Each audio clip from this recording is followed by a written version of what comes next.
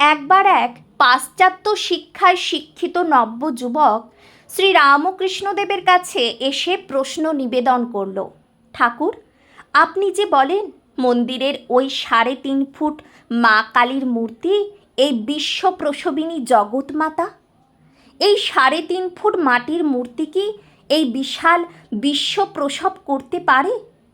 এ আমি বিশ্বাস করি না, সব বুজরুকি।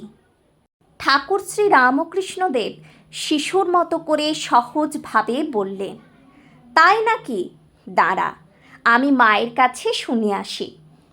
মায়ের মন্দির থেকে ফিরে এসে ঠাকুর ওই যুবকটিকে প্রাঙ্গণে নিয়ে গিয়ে আকাশের দিকে অঙ্গুলি নির্দেশ করে জিজ্ঞাসা করলেন, আকাশে ওটা কী রে?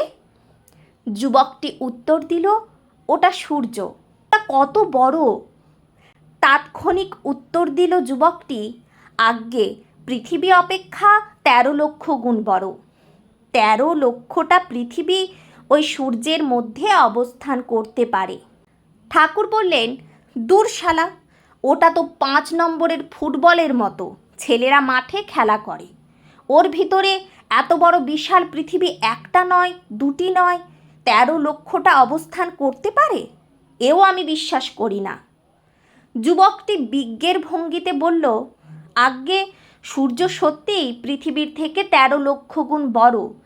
আপনি সূর্য থেকে ৯,৮৬,০০,০০০ মাইল দূরে আছেন কি না, তাই ওটাকে অত ছোট দেখছেন।